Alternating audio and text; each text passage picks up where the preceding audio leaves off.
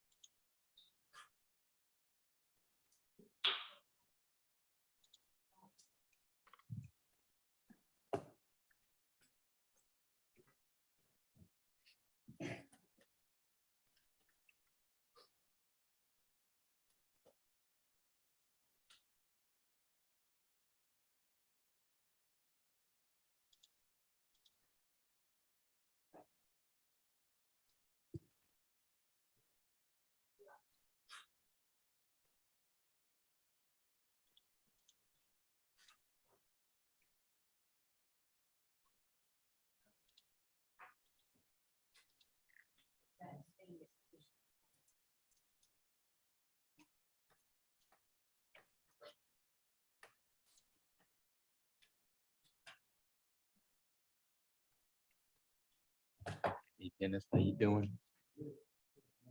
You did, you plenty of time.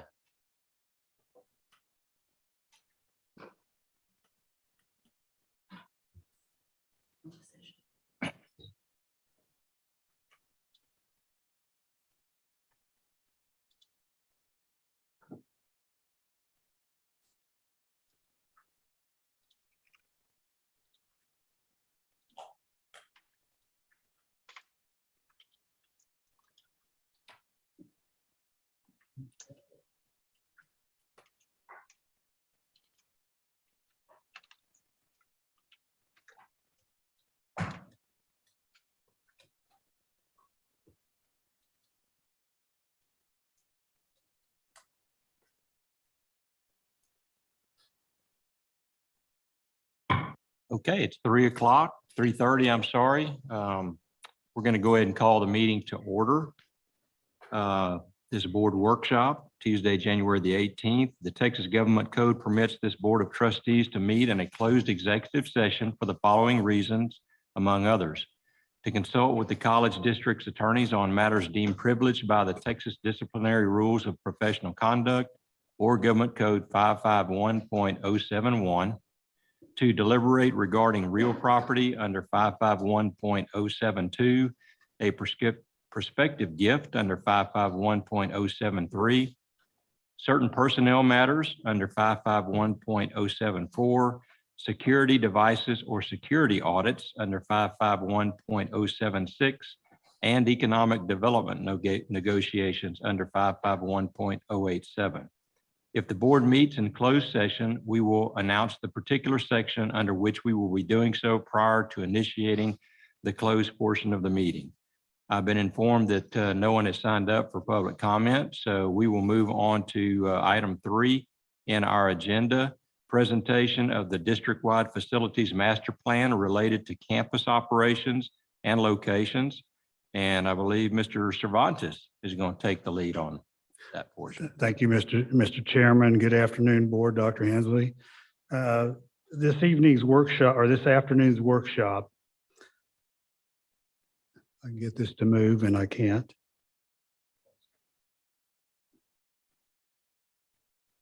Oh, it's not working either. Never fails, but let me just proceed with the introduction. So the afternoon's workshop is a continuation of the master plan that the board approved back in May.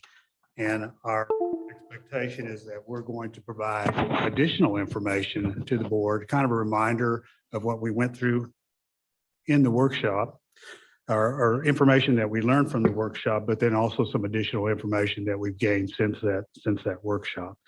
Our objective today is to provide you some information, some additional information, and really seek input from as many of you or all of you as we possibly can, so that we can decide or make some decisions on how we were able to move forward. As you can recall from the master plan, there were 3 major issues. One of them was the possible campus expansion.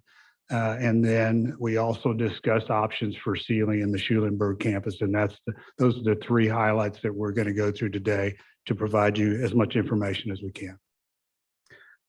So to kick off the proposed campus expansion, this is an outline of what you're going to see.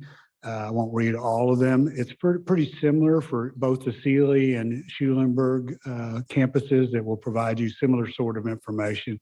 And again, we're going to try to provide as much information as we can. As we go through this, there will be, at the end of each of these sections, there will be a piece of it that allows our questions and comments, time for you to ask questions. But as we go through it, if there's something there that catches your eye, not quite sure about, just stop us and we'll go from there. So I'm going to start, and I'm going to hand this off to a variety of speakers that are going to go through this, subject matter experts, if you will. And the first one is Mr. Feldhake. Thank you, Mr. Cervantes. I'm going to go through the first few slides and then hand it off to another speaker. We're going to start off with the proposed campus geography scan. So the first slide I'm here presenting is the service area for our region. So as you can see, we have let me see if I can get our clicker over there. So we have the Blinn service area highlighted here in the middle. This is taken off of the state's map. You can see that we have the Lone Star District here to the right, as well as the Houston Community College District here to the right. You can also notice that we've outlined in the area we're looking at for a proposed campus, this is the outline of the Waller School District. So as you can see, the Waller School District branches not only Waller County, but also gets into Harris County. The other unique aspect of this, if you can see this odd shape, kind of a triangle shape that is not highlighted in any color, that is a section of the Waller School District adjacent to our service area that is not claimed by any community college district. It is not within anyone's service area. So that is something we need to be cognizant of as we look at this portion of our service area. As we zoom in on that, if you recall kind of that odd shape that's a point, this is a map of the Waller School District area. And these triangles indicate the various schools in their school district.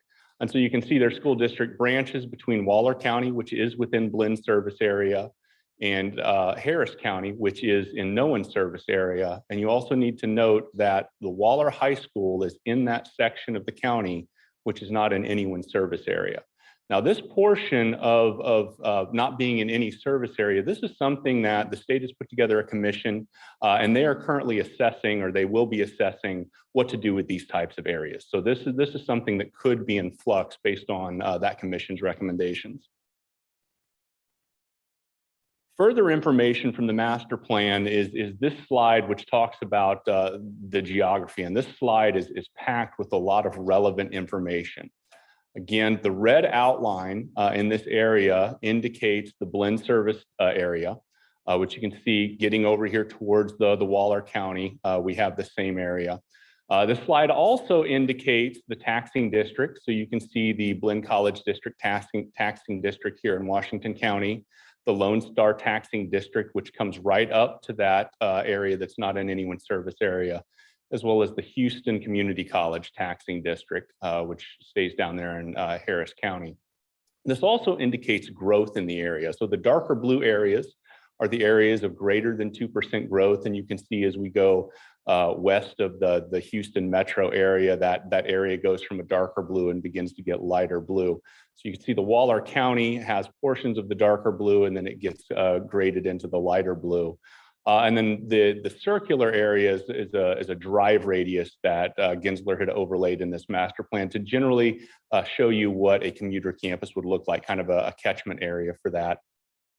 You can also see in this locations of the various current Blinn campuses. So we have obviously the Brenham campus, the two campuses up here in Brazos County, Schulenburg and Seeley, as well as the adjacent campuses for Lone Star. You can see how Lone Star has brought some campuses right up to the edge of their taxing area and right up to this non-service area. So that is something to be cognizant of as we continue to look at this area of the district and the impacts that we have. In addition to just looking at the master plan and the geography scan presented in the master plan, we've also reached out to our real estate consultants and had them begin looking at potential options in this area. One of the options we looked at was a purchase option. We asked them to look for 15 acres plus or minus in that general region, that eastern side of the district in the Waller County area. They came back with some rough prices of about $1.6 million to $4.6 million as a purchase for the land. We also asked them to look at lease options in the Waller area. There were very limited lease options. We were asking them to look at something around 10,000 square feet with about 150 parking spaces to meet the needs of bringing that an initial campus online. Lease options were very, very limited. But we've also talked about, and there is a potential for partnerships with local ISDs or other organizations that could potentially help in that proposed campus location. So that is an option that we could continue to pursue. And then as far as campus enrollment forecast, again, from the master plan, Gensler provided us with a forecast looking at growth options for the area. So they looked at various opportunities.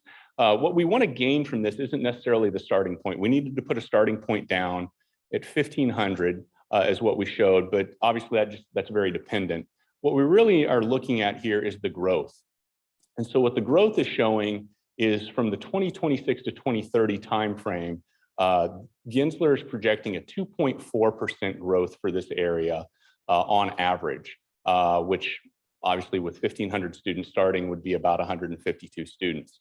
As you extend that time frame out a little longer and go from 2026 to 2040, that growth slows slightly down to about 2.2% in growth. But again, what we want to gather from this is that the projections are that we have a greater than 2% growth opportunity in this area. And with that, I'm going to turn it over to Dr. Busicki so that he can talk about campus programs and course offerings. Dr. Busicki, are you on the phone with us? Yes, I am, Mark. Thank you very much. Thank you, Dr. Hensley, Chair Co-Course and trustees. I will share with you some information on academic programs that are recommended, that we'll be recommending in this potential new location. With the case with new campuses, it's always important for us to have partnerships to set up before we make this move.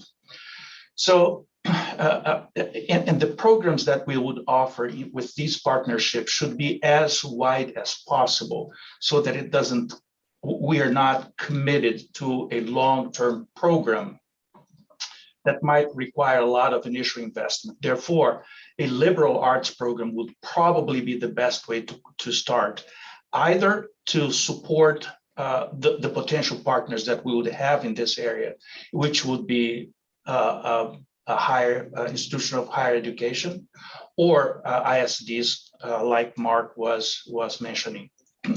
So in this specific area, if we're talking about a higher institution of a higher education partnership, we probably should be working with Prairie View A&M. Prairie View A&M is the natural partner for this, for us in this area. And coincidentally, we have been working with them on a partnership that will include joint admission, will include dual enrollment, reverse credit transfer, financial aid, etc. In other words, it's what we have in place right now, or about to be announced, is a very robust, all encompassing partnership. And this partnership is looking very promising, in advanced stage of conclusion, and we are now discussing signing dates. So other possible partnerships, as Mark mentioned, are partnerships with ISDs. In this area, we would have, again, Hempstead, Royal, and Waller ISD as potential partners. As it stands today, we have some courses already, dual credit courses already being offered in Hempstead. We offer 3 classes, 2, if I'm not mistaken, 2 academic courses, 2 academic transfer courses, and 1 technical and workforce course in the Hempstead High School. But we have several students that are taking classes online from Blinn College. So we offer for the high school 9 classes. So we offer history, economics, government, psychology. In other words, those are our core courses that are important for all students to take. Now, as far as Waller and Royal, we currently do not offer dual credit through Blinn. From their website, both websites, they primarily have partnerships, or seem to have partnerships, with Lone Star Tomball. So this is something that we would have to develop. Furthermore, in case of Royal, they also have what seems to be a considerable investment in what's called the On-Ramps program, which is essentially an online program. So this is the picture as it stands right now. Thank you very much.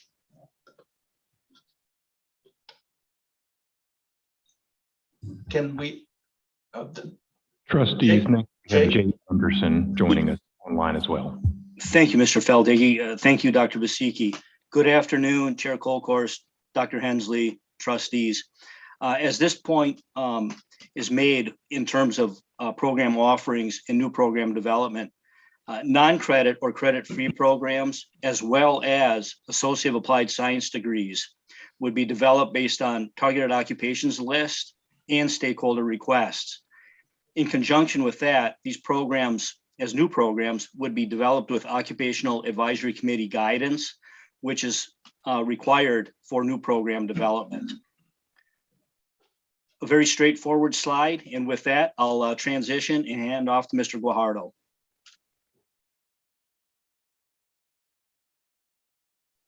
Good afternoon, members of the board. I have the privilege of serving as the accreditation liaison for the Blinn College District. As such, it falls to me to understand and assist in planning where compliance issues are concerned.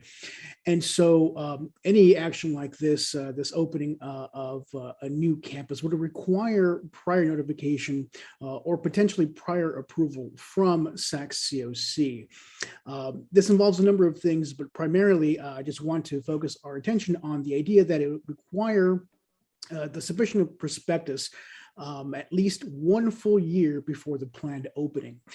So there's going to be a lot of planning that goes into submitting that document. So we would need plenty of lead time, not only to prepare the document, but also to have SAC-COC plenty of time to review it.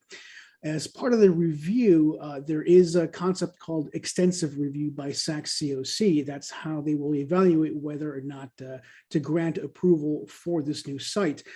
This would include a site visit from committee from SACS COC, along with associated fees and boarding and other associated costs. So that's something to think about as we move forward. I believe the next slide is handled by Mr. Cervantes. Before we go, could we go back to that previous slide? It was very difficult to hear Mr. Guajardo. So Leighton, do you want to summarize, or I will? Perfect. I'll be glad to. Would you please, Trustees. so the trustees can be sure and hear this point? Thank you.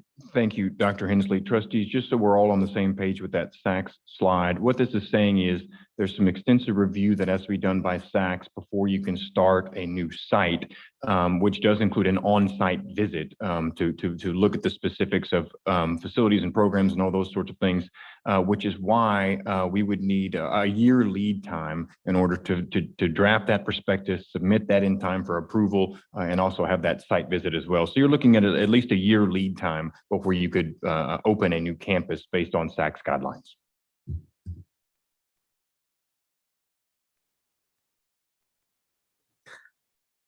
Thank you. Just as a thought, if we were to move forward, one of the ideas that we are contemplating is that if we move forward with an expansion, that we should probably set up a reserve. We're pretty good at setting up these reserves. $3 million, you heard the number somewhere between a little bit over $1 million all the way up to $4 million. This would be seed money for some property if we were to need it. Again, we would need some direction for the board if that's where they would want us to move forward. I took a stab at trying to, and really it's a guesstimate of the revenue with so many unknowns there. I can only look at what we've done in the recent past of how much we would be able to generate. So I took a stab at a number of 500 full-time students equivalent would generate pretty close to around $2 million for us. The expenses pretty close would generate, again, for the same 500 full-time student equivalents, $1.9 million. You can see the margin between the two of those is very slim. That's not unusual for higher education, which is our goal, and we're not a for-profit organization. So that's pretty tight. But I will tell you as time goes on, as that full-time student equivalent were to grow as it has on other campuses, you start to benefit from the economies of scale that occur, particularly on the cost side. Things start to go down. I'm not going to say we're at 50% margin, but it's a little better than the margin that you see there. The other information that we tried to put together, you heard Mark discuss about some of the tax where Lone Star is right next to this area that we're contemplating. Blinn's, of course, is Washington County's tax district. So that means for at least at this moment in time, everybody's out of district that's trying to service that area. So you see Blinn's number on the bottom, 2,220. We're pretty comparable. We're actually cheaper than Lone Star, which is the neighbor right next door, and we're a little bit more expensive than HCC. So at least at the moment, we're in a fairly good position. It's a competitive position as far as the out of district. As you'll hear later, if there were to be some annexation that would go on and Blinn decided to move towards that, and we were successful in it, then we, of course, would be at the in-district rate. The 1524 is what we have right now for Blinn, and that would compare to Houston and Lone Star's out of district because it wouldn't be their taxing district. So we would be cheaper than both of those. The opposite is obviously true. If they were able to annex that, then they're going to be the in-district rate that's going to be, and we're going to be more expensive. Now, here's the other good news, I think, from Blinn's perspective, and you won't hear me say this too often, but our tax rate that is the lowest in the state could be an advantage here as we move into this area.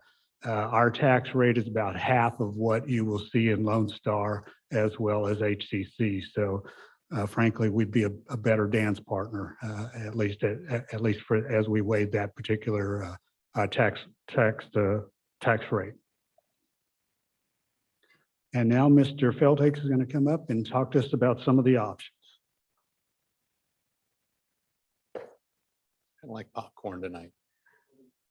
So this again is a slide from our master plan, and this is Gensler provided us with some options for this. And again, to remind us, we're looking at the potential of a new campus in the Waller County area along the 290 corridor. And with that, Gensler has provided us with 3 general options here in this future district expansion. One of those options being status quo. We stay where we are with our current campuses in the Brenham, Bryan, Brazos County, Rellis, Seeley, and Schulenburg areas. Another option, and this actually branches into some of the future discussions on Seeley and Schulenburg, but that is status quo and expansion. So leaving our campuses, not doing anything to the campuses in the Seeley and Schulenburg, but then developing another campus in the Waller County area. And while we're on that topic, and before we get into the repositioned district footprint, we do want to talk about a couple warnings that Gensler did provide on that. One of those warnings or cautions that they do mention there is that in putting a campus in the Waller County area, we are coming into very close competition with the Lone Star District. So that's something to be very cognizant of. There is some caution that could have an impact because it would be a commuter campus. And because campuses such as Seeley and Bryan are commuter campuses, that a commuter type campus in the Waller County area could have an impact on those campuses. And it could also, because of the close proximity to the Brenham campus, it could potentially have an impact on the Brenham campus. So those are a couple statements that Gensler has made in that. The final option that Gensler does put out in this is the repositioned district footprint, which would mean focusing on the potential new campus and then assessing our campuses at Seeley and Schulenburg for what we might want to do with those campuses, which will be further discussion in this afternoon's meeting. So with that, I am going to turn it over to Leighton, and he can continue our discussion. Thank you, Mark. Trustees, I hope y'all are having fun with the ride today. We're switching speakers on you and just trying to make sure you get a broad overview of everything we're looking at. One of the things that I would like to discuss with everyone today is sort of going into that sort of discussion of annexation and other things related to that. Just for a brief overview, trustees, we could have a whole workshop just on annexation, and we're happy to do that for you to get way into the weeds. We're going to give you an overview of the different options we have in that area, just so you can have a general flavor for what that looks like. On the screen now, you'll see the taxing districts of the region. I wanted to just put that up there so you can see kind of a regional view of what those taxing districts look like. You already saw slides about how we're very close to those taxing districts of Lone Star and HCC. When we talk about annexation, there are several different types of annexation. We're going to focus on annexation by election. And then we're also going to talk about branch maintenance tax, which is technically not annexation, and I'll explain the differences here in a second. But annexation by election is really the main option here for an annexation type setup, and then we'll discuss those individually. I do want to just say right off the bat that both of those, annexation by election or branch maintenance tax, requires the approval of the voters of that specific geographic area. So there would be an election in those areas to approve or disapprove of annexation by election or branch maintenance tax. To focus in further on the specific area of annexation is done by geographical boundary within the service area. Blinn cannot annex anything outside of our service area, just like another community college can't as well. But you do that by a geographical boundary, such as a city, a county, an ISD. That would be the geographical area that you would propose to annex. And then whatever you choose, what geographical area, it would, the voters in that geographical area would be the one voting on, ultimately approving or disapproving of that annexation. I'm going to go to the next slide and talk directly about annexation by election. Let's break that one down a little bit further. The annexation process is quite lengthy. It's quite detailed, but the one thing I want you to know about annexation by election is it is initiated by the college itself. The board of trustees, you would decide, do we want to annex by election a geographical area in that area? And you would then be the driver of that. There'd be committees formed, the coordinating board is involved. You obviously have public meetings and all those sort of things that go into that process. But the key here is that the college initiates that process and pays for that process. So we would be paying for the cost of the election and everything else that is involved in that process. And ultimately, those voters would have a decision. Yes, sir, Mr. Just have Chairman. a quick question. If we were interested in annexing that area and Lone Star was interested in annexing that area at the same time, how does that work? Since it's, or is So- that two separate issues? It would be two separate issues. One, just a distinction. You remember the map we saw earlier that had that white little knife area? Lone Star could not annex anything that's in our service area. And we couldn't annex We the can't white annex area. anything in their service area. It's only in our service area that we can annex. So there is a little bit of a gray area here with that little white sliver that's in no one's area. Waller County is in our service. It is, but Waller ISD is half in our area and half in that unclaimed area. And Mhm. be clear, Waller County is already a part of our service area, so we would not have to, we don't have to do anything to make them part of our service. They're there now.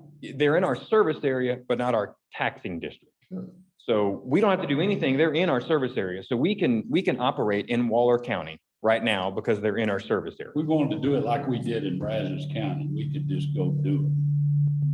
They're not paying a tax. Correct. It'd be very similar to the Brazos County campuses, the Seeley and Schulenburg campuses. Those are in our service area, but not in a taxing district. So But I we think could, to answer Jim's question, Lone Star could not annex Waller County because they're in our service area. But the white area, can you explain that? yeah. Who So can annex that, if Yeah. anybody? no one at this point can annex the white area because it's in no one's service area. Now, the Community College Finance Commission is working through these sort of service area maps, and I would imagine there's going to be, out of the recommendation of the Finance Commission, there's going to be some recommendations to update those maps. And I know they're going to be looking at that wide area, and also around the state, there are other areas that are not in a service area, little pockets here and there that they'll be looking at. So to summarize, we can annex anything in that blue Blinn service area. Lone Star can annex anything in their darkish service area. No one can annex currently in that white area. But what you're talking about annexation is for a taxing district. Yes. And so you're recommending, are you guys recommending that we come up with a branch maintenance tax or one of the other ways in order to do this particular expansion? So at this point, we're presenting information as to what the options are in that area. Obviously, having an annexed area where you're serving is preferable from an operations standpoint to serving somewhere that's not in your taxing district, because then you're not getting that buy-in from the voters, and you have that out of district, higher tuition that you're doing. You almost want to, it's kind of like the carrot before you get full operations. You try to kind of work into that and say, here's what you can have. Here are the great services you can have. Now, annex is a great option because you get that lower tuition rate and more services and those sort of things. So it's kind of you kind of feed into that at this point. Now, and if I go to the branch maintenance, let me give you the full details of that, and I can answer your question a little bit further because we do not have a say in branch maintenance. Let me lay that out here in a second. So just to finish up the annexation by election, that annexed area becomes a part of the taxing district if approved by the voters, and it pays the full current tax rate of the college. That's important to remember. The full current tax rate is what you come into at an annexation by election. The students from an annexed area pay in-district tuition, that lower tuition that currently our Washington County students pay. And then finally, an annexed area has representation on the Board of Trustees. They would have a vote just like the citizens of Washington County have a vote for the members of the Board of Trustees of Blinn. Let me run through the branch maintenance tax because it is different. It's very different. And so you can see how they're different and who are the drivers of those processes. So a branch maintenance tax is not annexation. It is not an annexation as I just explained. Branch maintenance tax is initiated by the city or by the county or the ISD of that geographical area. So what happens is that ISD or that county says, man, we really like what Blinn is offering. I think we can help support that mission in Waller County. We as an ISD or county are going to initiate a branch maintenance tax election and try to get that across the finish line. So we would be involved in that, don't get me wrong, but the initiator of a branch maintenance tax is the ISD or the county, not the college. And the ISD or the county is the one that pays for that election, not the college. We would be involved in that, but we wouldn't be the driver. That's that local entity saying, I like what Blinn is doing. We want to help them out in Waller County. We ourselves are going to start a process to try to get a branch maintenance tax passed by the voters. Branch maintenance tax is limited. You can only do a maximum of up to 5 cents per 100 assessed valuation. Up to. So you can do 1 cent, you can do half a cent, you can do 5 cents. That's how branch maintenance is. It's capped as the maximum that you can do, but you can do less than that. And here's very important, that those tax dollars are paid to the ISD or the county, not Blinn. So then there is an agreement between Blinn and the ISD and the county that says, you're getting X amount of dollars, we're going to get X part of that. And the county and ISD can actually agree to keep some of that money themselves. So we see how this is very different than an annexation by election. We are not the drivers here, we're involved, but not the drivers.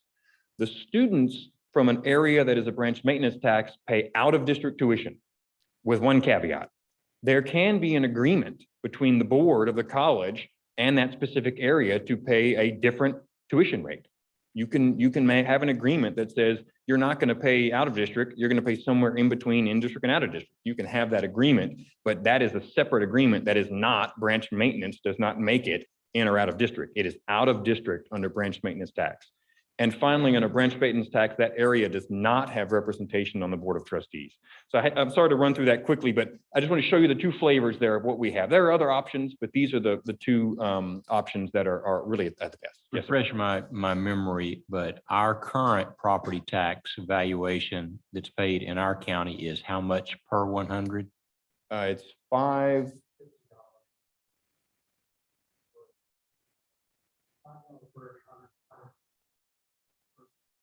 Your mic on.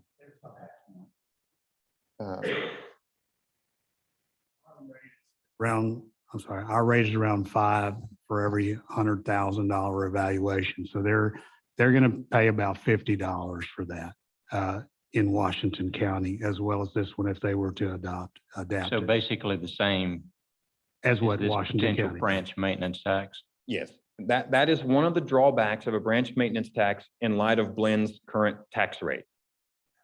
It's basically the same. So you really ask yourself, would I come in at 5 cents and not be a full member? Or do I add that additional piece that gets you to a full annexation? So in a normal situation, the normal tax rate for the college and a branch maintenance is very far apart.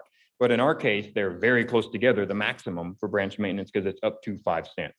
So branch maintenance, and this is just an opinion, branch maintenance is a little bit of a harder sell in a Blinn service area because you're so close to the regular tax rate of the college. So it's kind of a decision that is a little easier to make in this case than some other cases.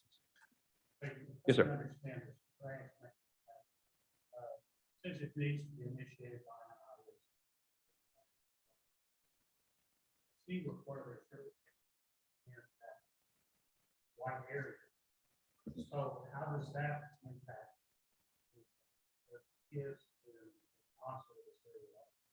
A great question, Trustee Bohart, and that really shows some of the complexities, geographical complexities of Waller County. So the reason we showed you that Waller ISD map is that not all of Waller ISD could vote to come in to Blinn's taxing district because they're out of our service area. So you're looking at a county that is geographically split for this purpose. And so if you were to have an ISD-based annexation by election, it's only that portion of Waller County, Waller ISD that's in Waller County. If you were to have a branch maintenance, same thing. It would only be that portion of Waller ISD that's in Waller County. So you would have basically, roughly speaking, half of that ISD is in Waller County and half of it is in Harris County. The high school is located in Harris County. And so you see the complexities of how this really gels together. In my opinion, if you were going to do an annexation, you'd do it by the county, because then you have the entire county as opposed to that split with the school district back and forth. But obviously that's for future consideration. But it is very complex geographically because of how Harris County and Waller County split that ISD right down the middle. Very good question. Other On the questions? property, on Yes, the, sir. if we did annex them and they agreed to pay property tax, would you know at this point what type of representation, how much representation they're coming to the table would bring for that area? Great question. So it's once again apportioned by population, by voters. I don't have the specific seats, like allocated by seats. It would change the makeup of the Blinn board. There's no doubt about it. We'd have to have some pretty serious analyzing from groups that do that sort of thing to analyze where exactly that population would fall. But if you annex any area, but especially a growing area like Waller County, that would have an impact on the makeup of the Blinn board. There's no doubt about it. Tagging on to that is a question. We currently have 7 members on the board. I think you can have up to 9. Is that correct? So could you expand the number of seats to, I guess you could say, assure in some sense that we continue to have majority representation from Washington County? We'd have to look at that and analyze the voting on what the population comes out to be. Wouldn't it? The one comment I will make is it will change the makeup of the board. Absolutely. How specifically that occurs, we'd have to study the population analytics of that and figure that out. And another caveat to that is growth patterns continue to come up to 90. That population is probably going to increase at a faster rate than Washington County, thereby resulting in more potential membership from Waller County. Exactly. And you see, when I mentioned earlier that if we are going to go down a route and you guys want to go down an annexation route, there's a lot of additional work and study and workshops that have to be done for that. This is just kind of a taste of what are the options out there. You tell us what you want to do or leaning towards, and we will obviously study that, analyze that, and come back with more items.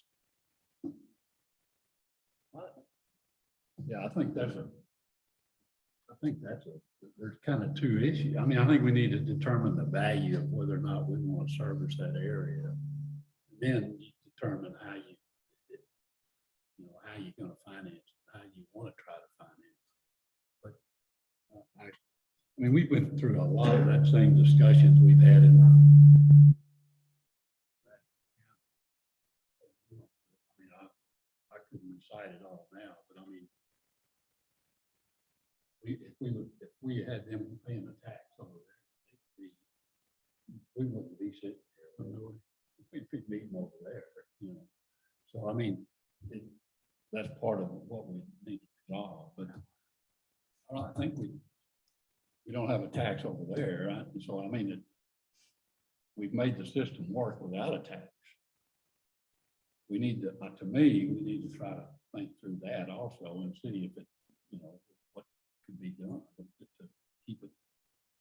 Also, I don't know how do you put a campus over, do what we've done over there without a tax, and then you go tell somebody else and say, well, we got to levy a tax, but we're not going to come down here. You know, that to me, I don't want to rationalize that in my mind to be fair for everybody. But that's just something, you know, I think that's the thing we need to discuss. And also, Lone Star taxes, they go by school districts, I think, down in Harris County and all the places they've been. Is that, you know, Dr. Hensley, is that right? We do a lot of school districts. May I just make a few remarks? Trustee Mitchell, I think you're hitting on a good direction for the board, which is to have a great discussion on where you think we want to head in terms of future growth and expansion at Blinn. How we get there regarding branch maintenance or election, annexation by election, we can have subsequent conversations about, because there are a lot of complexities. For example, you can go to the legislature and ask them to change our service area in that wide area. You can also work with school districts or counties and flip precincts, or just say, and by agreement, I'd like this precinct to go to your service area and vice versa. You take it to the legislature, it approves it. And so there are ways and steps to get to these various functions. But the first one is, do we want to expand our presence into Waller County would be a primary decision for the board to give us guidance on. And then if that determines to be the goal of the board, then we would come back to you and say with more specifics. First of all, we would do some comparison, for example, on what's the difference between the in-district and the out-of-district revenue that we're bringing in right now. If we went into that school district and they became in-district, would we lose money or gain money? Because we may have so much out-of-district at a higher price that we actually may lower the amount of income we get by going into those school districts, and that does happen. So we would like to give you a lot more of an explanation of what to do. The major things that Leighton is pointing out to you today in terms of financing or expanding is regarding annexation, you can do that. And if somebody comes in, a county, a city, or a school district, they're going to come in at the district at our college district tax rate, whatever that is, at the point that they enter. And once they're annexed in, they stay into Blinn service area. There's not an option to get out. So annex is in. All right. Most colleges are paying a lot of higher taxes, 11 cents, 22 cents, more than that. So sometimes then areas want to say, well, I don't want to pay that amount of tax, or I don't think you can annex it because it won't pass the electorate. They won't vote for that. But we're interested in something. We might want to have a workforce building here or a something. And so we'd like to talk to you about branch maintenance tax. With that, it's capped at 5 cents. You don't get representation on the board. So there's pros and cons for each approach. All of them really have to be generated and approved at the local level by city, by county, or by school district. And in that regards, sometimes you have to go to the legislature and round out those boundaries in order to have an election. All of this is doable, and also we can do none of this and expand our presence in Waller. As Trustee Mosier was saying, we did it in Brazos County. So we could go up there and start offering classes wherever you would like. In this instance, we're talking about Waller County. And we could lease a facility, or we might be able to work out of a school district, high school, for example, and use it in the evenings or on the weekends. Or we could look at purchasing property and building, which is the latter option is what we did in Brazos County.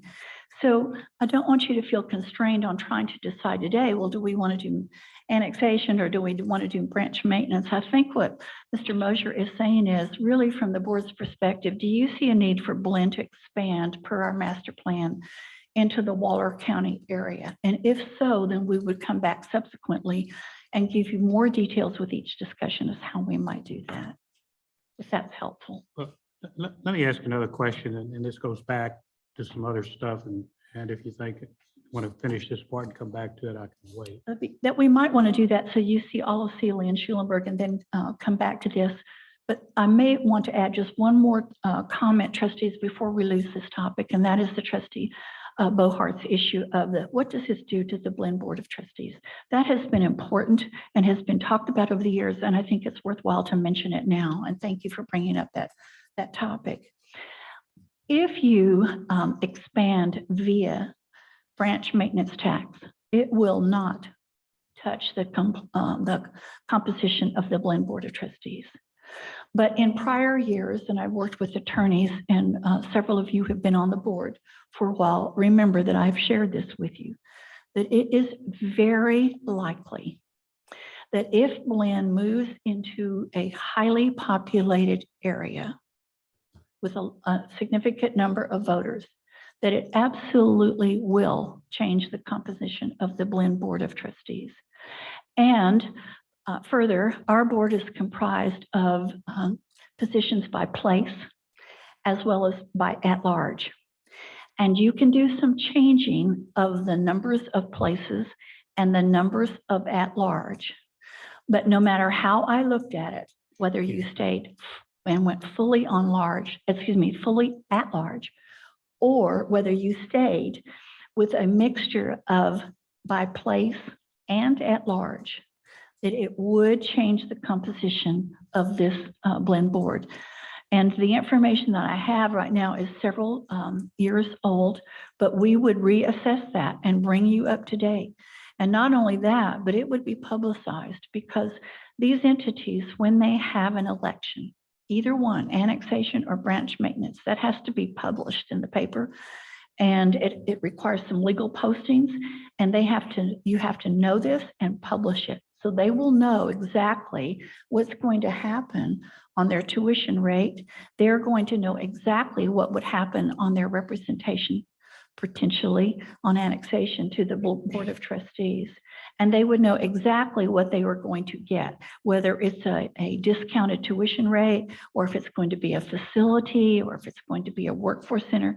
Whatever it is that we agreed to do is going to be printed and posted so that when the electorate goes out and votes for either one of these, they know what they're voting on and what they will be receiving in return for that. Just one thing for the rest of you new to the board. Branch maintenance tax option was presented from the Seeley ISD. I don't know, during one of my early part of my first term.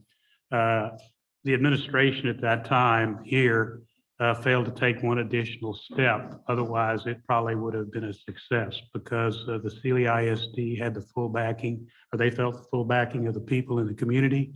However, because a report was not filed, some government regulation took it off the table. And so we could have had a maintenance tax for the Seeley campus at that time. Dennis, you may recall that. I don't know if you were here at that time or not. Yeah, I don't know all that, all that was going on. So it can be successful if Yeah, they both can Follow be through. successful. And happy to go as we go into further discussions on this. We're so happy to continue to provide really detailed next steps for you and options. But today is to try to just give you a general overview. You can expand via the considerations of the master plan. You can typically do it by a boundary of a school district, a city, or a county. And it requires a vote, either way, by annexation or branch maintenance, requires a vote.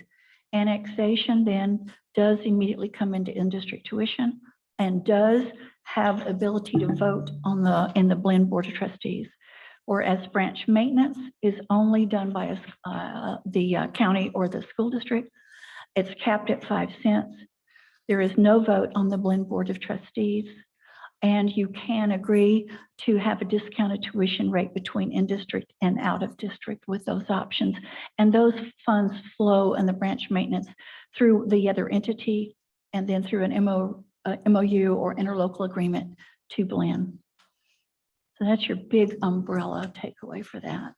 One quick observation on my part is about Seeley and Schulenburg is that having the pieces pertaining to the master plan on our continued development of Relish and our continued development of the Bryan campus, and still analyzing how much enrollment shifts are based upon transfer enrollment.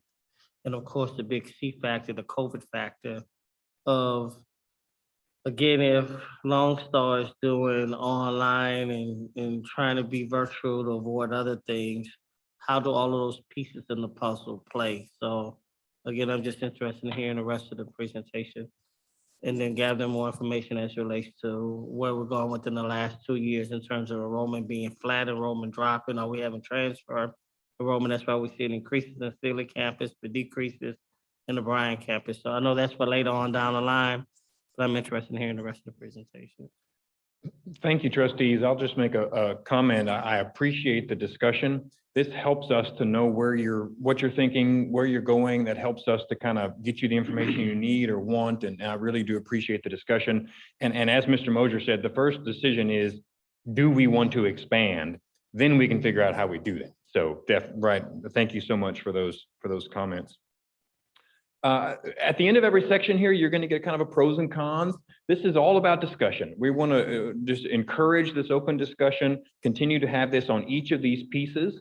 So just looking at some of the pros and cons of this part of the presentation so far, the pros of an expansion in that greater Waller County area is, as you saw, it's a high population growth area. That is the fastest growing area of our service area, is that Waller County area from a population standpoint. Another thing that's interesting to note here is you've heard before about 70% of our students come from outside of our service area. We have a very robust Houston area student pipeline.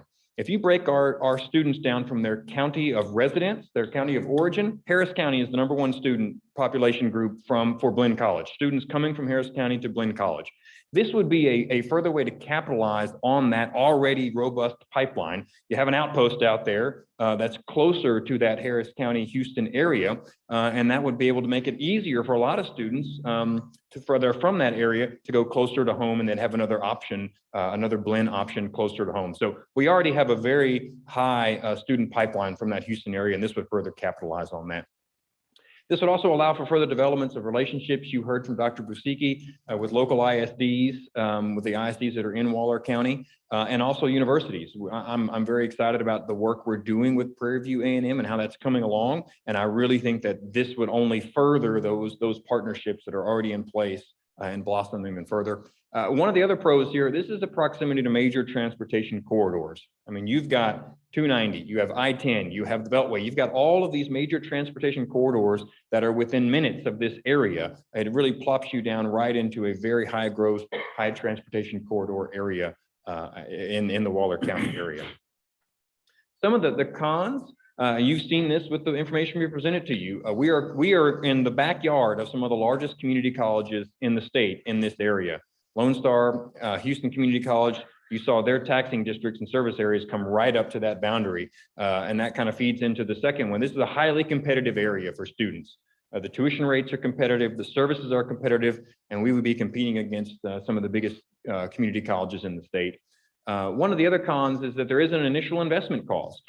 You heard the price of land or lease and those sort of things, but there are other costs to take into account here. There's employment costs, facilities costs. I mean, all those sort of things that come along with establishing a campus. There's an increased cost to go with that. And Mark also touched on potential enrollment impact to other campuses. This is real. Gensler did mention that in the master plan. Here's my thought on that. If you're, the Brenham campus is a destination campus. You come here for on-campus housing, student athletes, all those sort of things. Those are not commuter students. The campus in the greater Waller County area would be a commuter campus. If you want housing or athletics, you're coming here to the Brenham campus. If you want commuter, you're going to the Bryan campus or the Seeley campus or something like that, Rellis campus. This could potentially have an impact on those commuter style campuses that we have. At the end of the day, they're all Blinn students, but we do want to go ahead and just mention from the start, this could have an impact on that commuter student going to a Waller County campus as opposed to a Bryan or another campus. Yes, sir. Mr. Clayton, I've got a question. I'm curious about whether or not we could get, or we have the information on the kids that would be in this Waller County area. How many of those kids currently go to the Bryan or Rellis campus? I think that would be really interesting and good information. And even further, if we could identify those kids, maybe survey them and find out if there had been a campus in Waller County, would they have come to Bryan or Rellis? Did they come there to be a part of the A&M scene, the whole Aggie network, or did they come for another reason? And that may give us a little bit of additional information about what type of impact it would have to those other campuses. Because I agree, I don't think Brenham would be impacted that much because there's a reason you come to the Brenham campus. It's different. The Bryan campus would be very similar. So I would think that would be the one that would potentially be the greatest impact. And if we have kids that, if we know how many kids came from Waller County to that campus and maybe checked with them on that, maybe it would give us some more information to make a decision with. Yes, sir, Mr. Chairman. We do have the county by county breakdown. We will dive into that a little further and figure out, separate that by Blinn campus. So you're a Waller County student and you go to what campus? We can break that down as well. We'll get you those numbers to break down the Waller County students and what campus they went to. Well, I think that's good information. I'm surprised we don't already have that, but I will disagree in one thing, in that the Bryan campus is a destination campus also. I mean, a truly commuter campus is in a metropolitan area or an area where students live at home and go to that campus. Students go to the Bryan campus because they want to be a part of the A&M community, just like you said. They live there. So I really am interested in what the Waller students are doing. Where are they going? Where are the Waller County students going? Are they going to the Seeley Schulenburg campus? If they are, then it may have an impact on those campuses. So I think that's what we need to find out. Glad to do that, Trustee Krause. The surveys are wonderful. I'm so glad you mentioned it, both trustees. Thank you. Because we can survey not only our current students to find out why they're there and would they move, but also we can run surveys in those other communities, their potential impact for us. And we can ask the employers, the parents, and the students, you know, if we had something, would you come? We can form those kinds of questions too. I would think, I agree with Dennis about the Bryant County. I mean, I think those kids, they all go home and say they go to A&M. Yes. But, they do. but I think this would be strictly, you know, it's a growing area. I wish, I don't know if any of y'all saw the article in the Chronicle Sunday, but I mean, they're Mhm. building a huge Go back, distribution go back, Kermit. facilities out in the Wolf project there Yeah. in Wall. Now, this is not. on the other Right. side, it's in Wall. And they got housing there. There's housing going up toward the Tomball way. It's solid. I think we're talking about a commuter, I do too. somebody that's gonna go to school after they get off work and you know, they're gonna go, they may be from Cy-Fair, they may be from Waller, they may be from Tomball, any of those places. And if it's convenient, they're gonna go there. And I think I think it's like, you know, it's kind of like Walmart. We need to go where the business is, you know, and see what we can capture some of that business. And I don't think the tuition, I mean, I think that may figure in it, but I mean, I think it's just gonna be a kids or adults taking a course or two courses or three courses, what they can manage while they're working part-time or full-time. That's kind of, I think. We're gonna do. You know, and if you are driving down 290, I mean, you're seeing these massive industrial complexes they're putting in and things of that nature. You know, the question becomes is, if we do this, do you concentrate less on academic transfer and more on non-credit associate of applied science and workforce type curriculums? Because that's what's there. That's what's going to need a workforce. So as we're thinking about that, you know, I think the design of that campus, at least initially, probably should have more of an emphasis on non-credit applied science and probably workforce, just because of what's coming up over there. I agree. I was going to mention that too, Douglas. I think that's a really good point. That slide we saw on the career technical programs really didn't say anything. Have we already done any kind of development as to what they need in that area? I mean, I think that needs to be a question we need to start answering right now. What type of career occupational type programs do they need? And then maybe then we work toward adding that to this future campus if we have out there.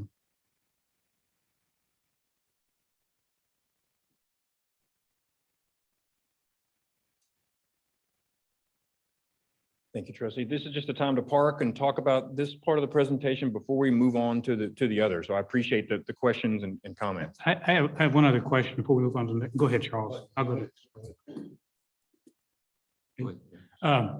We mentioned in here, and I'm just curious, it talks about SAC's involvement in this campus. Why was that not necessarily at Rellis? Because I don't think it happened at Rellis. Did they come and do a site visit? They did it through Okay. Texas A&M and through with Blinn's okay. assistance, but they did all the SACS requirements. They sure did. Okay, but they did it through A&M, not Mhm. really through us.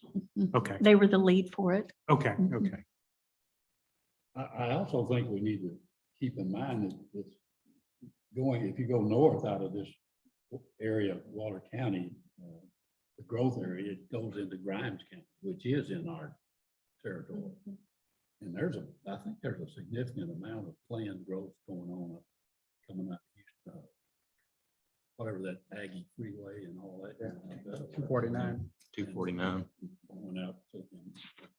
No. There's some other things there. You prompted me to say just two quick things. Oftentimes, colleges will start with a workforce center first, rather than trying to do the academic transfer, as you just mentioned, Trustee Bohart. You work with the employers, again, through the surveys, you find out what it is training they need, and you can just go and start a workforce center. That's one option.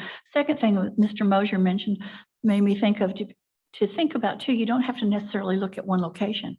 For example, you might want to open up a center at a high school or in a school district and operate academic transfer courses in the evening. At the same time, or somewhere close to it in parallel proximity in time, you may want to open up a workforce center, or you may want to do some training at a large business employer. All of those options are available. But I think your takeaway for tonight is we really have done very, very limited operations in Waller County. So do we want to move forward in doing some of that? And then just trustees, just please know there's many different ways to do it. And it's not like you have to pick one site and just do that. And there's not just one program you have to do and just do that either. They have options to do. Thank you, trustees. If no further questions on this particular section, we're gonna go into the Seeley section. I'll do kind of a brief introduction here. You're going to hear a lot of the similar information focused in on Seeley. You're going to hear the environmental scan, the course offerings, enrollment forecast, all those sorts of things. And I'm going to turn it over to Mr. Richard O'Malley right now to start it off. Good afternoon, Mr. Colkhorst, Dr. Hensley, members of the board. As we transition over to the Seeley campus, this is a diagram of the existing campus there in the outlet mall at south of Interstate 10. We started working in the Seeley area in 2004. We have about 10,500 square feet in this space, and we pay about $6,100 a month for our rent at this location. Currently, the lease is scheduled to end at the end of fiscal year 2022. With an option to renew until next August of 2023. I'm going to now turn it over to Dr. Busicki to talk about the academics that are offered at the Seeley campus. Thank you, Richard. Trustees, Dr. Hensley, in order to give you Excuse me for interrupting, Dr. Busicki, we're having a hard time hearing you. If you could get closer to the mic and text, if you could turn the sound up, please, we'd appreciate it. Is it better now? Yes, sir. Yeah. So in order to give you a better reference on the academic transfers course offering in Seeley, I used the data from fall of 2019, which was the highest enrollment that we had in recent years. In the fall of 2019, Blinn offered 35 sections of academic courses in the Seeley campus. 14 of those were, as we call, traditional courses, again, in courses in which the student and faculty are in the same location at the same time. We also offered 3 IVC courses, which are interactive video conference courses that were generated in Seeley. What that means is that a faculty would be in a classroom with students in Seeley, would lecture and broadcast to other campuses. In the case of Seeley, most often they do that with the Schulenburg campus. And we also had classes, we offered classes that were generated in other campuses, but students in the Seeley campus would be taking those classes in the classroom. Those were 14 sections. But now, since we had the transitions for COVID changes in our online offerings, there is a sense that I'm noticing in the academic divisions to reduce the number of IVC classes and essentially substitute those classes for what we call as live online classes, in which a faculty, say, for example, in Bryan or in Brenham or at Perales or even in Seeley and Schulenburg will lecture from the classroom with students, but other students outside of the classroom will in remote locations can take that class. So we are currently favoring this type of class rather than have an empty classroom, a classroom with students but no instructor. Now, as far as the breakdown of course modalities, over the last 3 academic years, 19, 20, and 21, all courses that were students identified from the Seeley campus, or 70%, 75.8% of the courses that were offered to the students identified in the Seeley campus were online courses. 14 of those were face-to-face courses, and the difference there were students that took classes in other campuses, such as Blinn or the Schulenburg campus. Now, and the last piece of information that I want to share with you is the enrollment trend in the Seeley campus from 19, again, which I mentioned to you was the highest enrollment that we had, from 19 to 21.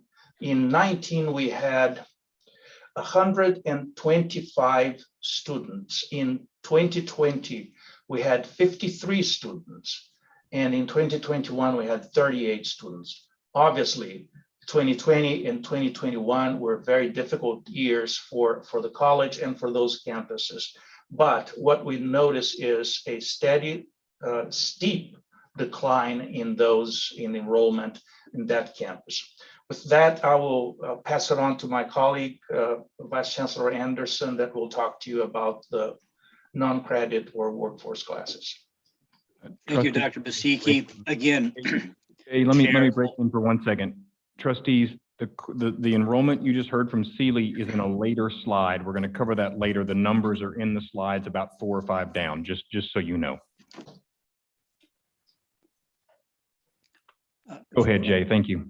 Thank you, Vice Chancellor Schubert. Thank you, Dr. Basicki. Again, Chair Colcourse, Dr. Hensley, trustees. This slide, again, is very straightforward. This is current information as it relates to credit-free workforce. And the current numbers are clinical medical assistant, which is being held at the Seeley High School building, has an enrollment of 8. And the welding, which is taught at the high school through the ISD, because it is career and technical education, has the enrollment of 5. And the 5 would be dual credit students. Again, a very straightforward slide. And with that, I will hand it off to my colleague, Mr. Feldhage. Thank you. And I'll continue with presenting some master plan information. So in the master plan, Gensler did look at enrollment forecasts and various trends. And some of this is similar information to what was being requested previously for that potential Waller campus. So what we're looking at in this information from the master plan is the demographics of students. Being that the Seeley is a commuter campus, Gensler looked at where our students are coming from. Those students being indicated by the green dots. A little washed out on my presentation. You guys might have a better view in your printed out packets, but the green dots indicate some of the students' locations for the Seeley campus, and you can see how we are getting over into the Houston area with some of those students. This also indicates the drive radius. So a 20-mile drive radius, a 30-mile drive radius, and then a 40-mile drive radius for those students in the commuters for that Seeley campus. The next slide, Gensler began to look at the growth in the area, again, in relationship to the drive radiuses for students. And you can see by the darker blue, that +2% growth rate being along kind of the I-10 corridor there as you begin getting into Waller County and then further in towards the Houston area, shows the growth rate. Again, as you continue west, that growth rate begins to slow, but the Seeley area is in kind of the slower growth rate with the higher growth rate a little further to the east. Then Gensler also began to look at the demographics of where our students are coming from based on the area codes. So this is more about where the students are coming from for the Seeley campus. So you can see the Seeley campus students are really coming, the majority of them are coming from kind of the Seeley area in this demographic analysis. Whenever it comes to the student enrollment and the growth, again, from the Gensler master plan, we looked at the numbers from 2011, and we can see that the decline in enrollment from 2011 down to 125 in the 2019 timeframe, this dip being indicated by the COVID impact on campus. And then they began to forecast what enrollment would look like. And so that's these various numbers. The blue line being a continued trend based on the previous history, showing a sharp decline on the campus. And then we have other factors that they averaged in based on other enrollments. But then they averaged all these enrollments out. And what we're seeing by the average of the forecast is very, very minimal growth for this campus. They're showing less than 0.5% over the 2019 through 2030 timeframe, with a slight increased enrollment. And then further out through the 2040 timeframe, just under 0.25% growth, again, staying with about 6 students is the average, is what they're looking like. So Gensler's forecast is showing a minimal growth trend for this campus. And then I believe this, I'm sorry, this is the financials. So. Thank you, Mark. We regularly or annually will look at the financial status of individual campuses. And we do a lot of projecting out there, particularly for the costs, because we have to allocate some of the indirect costs from the other administrative effort that's coming from Brennan, frankly. So what we're not showing you 21 because 21 was virtual for the most part. And this is information that's tied to a particular campus. So 19 and 20 gives us fairly decent numbers. So then this fiscal year 19, we show a $21,000 loss, and then 20 turns it around 19,000. I would characterize both of these as pretty close to break even. Another fact that you should know is that Seeley, as we heard earlier, leases out their facility, and so they're paying $73,000 a year. So if you didn't have that cost on there, then obviously there'd be, I wouldn't say sizable gain, but it'd be a lot better off than what we have right here. We also in 2019, we decided that we were going to have another economic impact study. We hadn't done one in a while. And we did shift the emphasis of a economic study specifically towards county. So we looked at Blinn, Seeley, and its economic impact to Austin County, and it showed $2.2 million. So not a bad return for them in terms of what we offer them. And then the next person up. I was going to bring this up. Dr. Vasicki stole a little bit of my thunder, but you can see the head count in 2019, 125, 53, and 38. If you tie what Mark just showed you from Gensler's numbers that went all the way back to 2011, you will see a higher number, and it stayed pretty static. It's 2015, I think it went maybe up 1, and then it shoots down to 125. 53 is when we had, is still pre-COVID. We had in the spring of 20, no, actually that is COVID. So those numbers are hard to look at. So the 125 is better, but look at what we've restored back to in fall of 21. It just doesn't pretend well, and you look at the numbers that Gensler is projecting, there's not going to be much growth in this area if we continue to status quo. So the employees, we have a very modest number of employees there. We obviously have, you've heard, or you're going to hear, we obviously have, we have obligations to the students that are going to come from our accrediting body that we need to do anyway. We need to take care of them. We're going to obviously want to do some of the same, make overtures to the faculty. I don't know what that's going to be. Don't want to make any commitments today for sure, but you have a modest number of faculty and staff that are working from that campus. This is not showing faculty that are coming from other locations, other campuses. These are faculty that are officed on that particular campus. And now you'll hear some of Sachs's comments from Mr. Hardle. So closing any facility, any campus on behalf of the college district, it does require SAC-COC prior approval. It represents substantive change.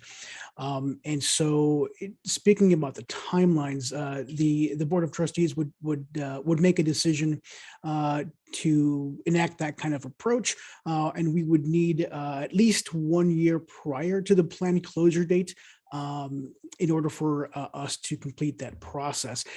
6 months of that timeline is actually SAC-COC's reviewing the application.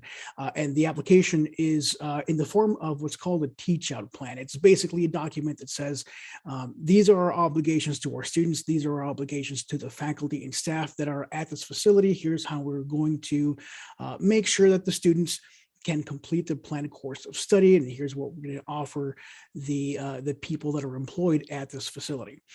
I should also point out that the campus closure, it actually refers to the date when new students will cease to be admitted. It does not mean that that's the moment that we will cease operations. So typically there's a gap between when we cease to admit new students to that campus, and then we allow the teach out plan to complete itself.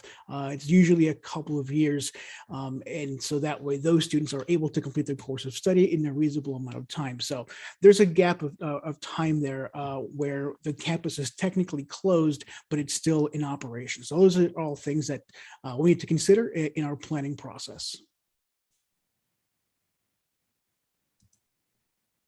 Thank you, George. And I will come back up and again present some more information from our Gensler master plan. So within the master plan, Gensler did provide us with 3 options for the Seeley campus. One is obviously an option that's always available. That's the status quo. We can continue as we've been going. Obviously, with the knowledge of enrollment, that is a factor that we would need to consider. There's also an option that Gensler presented of a new location, not necessarily an option to close the campus, but look at a new location in the Seeley area that would better optimize our mission and give us a location that better represents Blinn's standing. The other option that Gensler has presented is the option to close the campus, which George just mentioned would have some implications with the SAC-COC as well. So being those options from the master plan, those are the 3 options that were presented by Gensler. And with that, I'll turn it over to Leighton again for some pros and cons.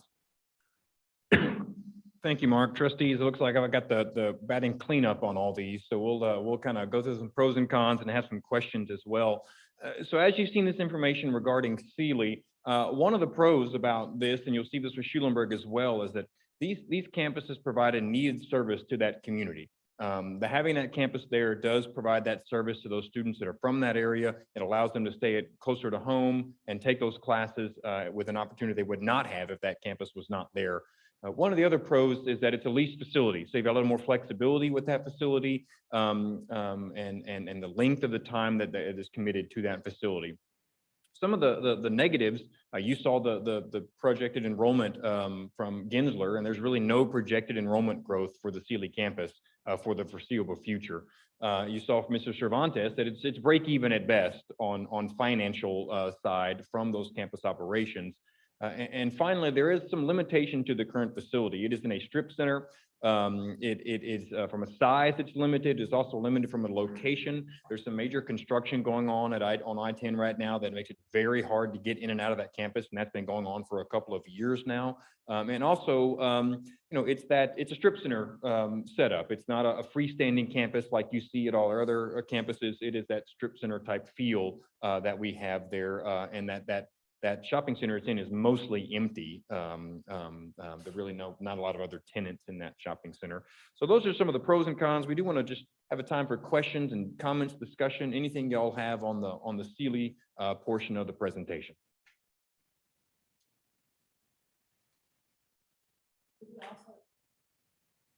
Do we also do dual credit with their high school? We do. Dr. Basicki, can you answer more questions about dual credit at Seeley? Yes, Leighton. We do offer 4 college courses to the Seeley High School students. on the Seeley campus. And we also credential a faculty to teach in the Seeley, faculty from the Seeley High School to teach welding and a drama class in that, the high school. So that welding class with those folks taking the welding, that would continue whether the Seeley campus was there or not? Yes, sir, Mr. Chairman, I was about to make that comment. All those dual credit courses can continue whether we have a campus there or not. That would all continue. Because that's what I was wondering, like, he was talking about online courses or doing more of that. Would that be a possibility to do more of that as a dual credit option? As trustee, I think that would be a possibility. We have the technology to do that. And multiple schools, actually dual credit relationships that we have are moving towards that direction. Yes, I think that that's a possibility.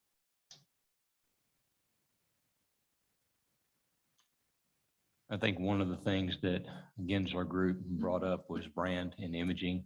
And, we're working really hard in many areas to upgrade our brand. And I am personally just very concerned with the image we portray in that particular location. Point well taken, Mr. Chairman.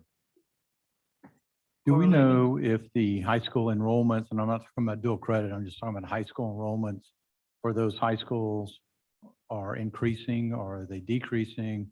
It looks like Seeley High School, probably Brookshire Royal High School. Trustee, I don't have the number for that, the movement in enrollment. It's just a guess, but I will get you that information. But I would say that it's not affected that much. It did not affect as much as we, as a community college, were affected. If I look at the high school enrollment, currently enrollment, actually the high schools for today they're doing fine as compared to the same time last year. So I don't foresee a lot of changes in that. But we will get that information precisely to you. Thank you for the question. Dennis, they're still 4A and they haven't grown. I mean, they're still not much bigger. Right. They're still in the same. Well, it's a nationwide trend right now that high school enrollments are going down. So I'm just wondering now, although it looks like on this one map here that I guess this is Royal is right on the edge of that high growth area. But Seeley is not. Seeley is in the low growth or no growth. What you said, but Royal was still out online. And then the other thing is that if we're gonna do with the SACS phase out deal, released to August 2022 with a renewal possibility for August 2023. That is correct. Trustee Krausen, back to your point, I got the slide here. Royal ISD kind of is at that I-10 area going up towards 290. So they do get into that high growth area, Royal ISD does. You're exactly right. So Royal ISD is going to be here going up this direction is where Royal ISD is. Dennis brought up a point too, that I'm curious if there's any tracking being done with this. A lot of students are now homeschooled, which are potential students for Blinn College. Is there any tracking available to determine what that universe of students is as potential candidates? I mean, if the population in Seeley ISDs or any ISDs are declining, but you've got all these homeschools, they are potential candidates for Blinn College. So somehow we need to maybe attempt to capture what that universe population is. Very good point, Mr. Behar. We'll get you those numbers as well. Homeschool and private school, I would add.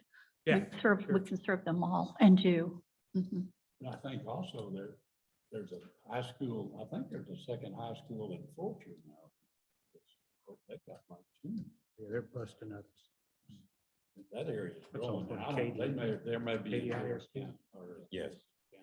Fulshire is outside of our service area. but it's not very far. It's right there on, all very close. I think they're part of Katy ISD, I think. Huh? I think they're part of Katy ISD. No, They're not? Oh, do they? Okay. It's part of Lamar. Lamar, okay. One of them's in Brown's district. I think Jordan High School. Yeah, it could be.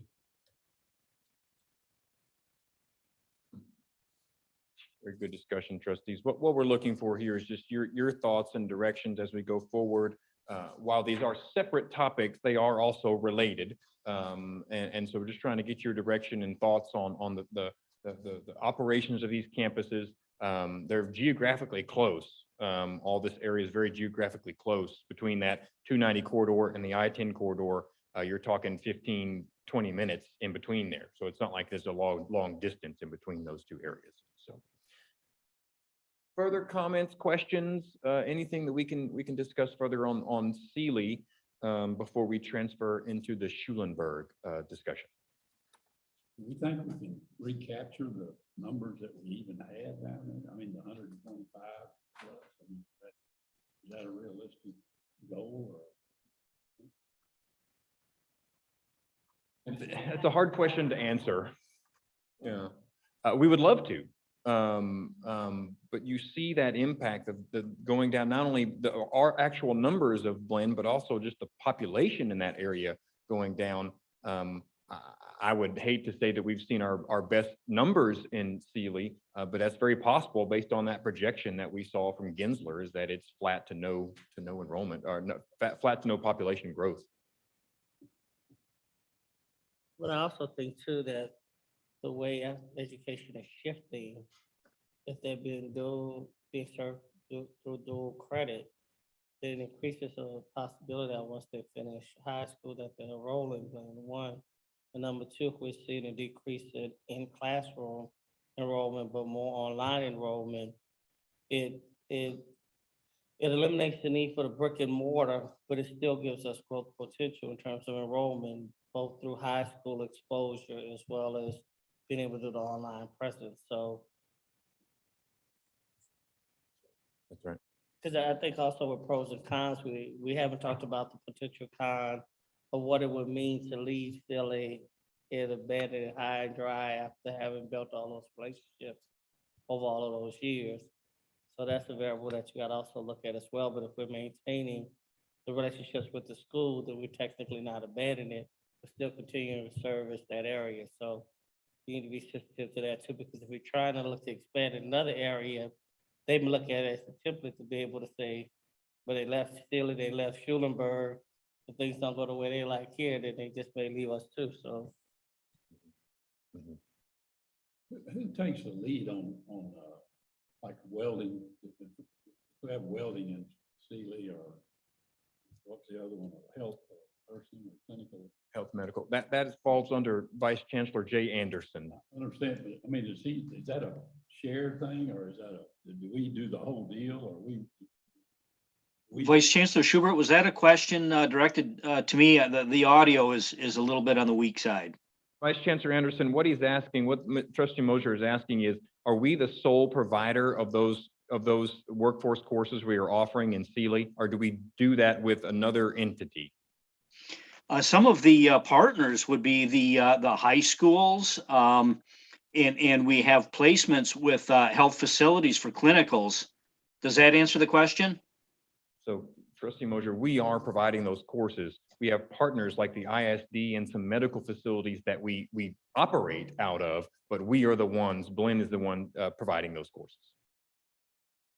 Yeah, the question would be, if we wanted to have a welding class, if there's a welding class in Seeley, did they initiate that, or did we go down there and say, hey, you guys need a welding class and we need to, how does that happen?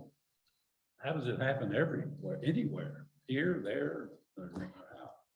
Yes, it can happen a variety of ways, trustees. Oftentimes I'll get a call from the the CEO of the school district or a county or somebody's expressing interest. It could be for a company coming in potentially, or a company that's there and they're wanting specified training. And we will send Jay and staff out to talk to them and see if they want us to offer something on site.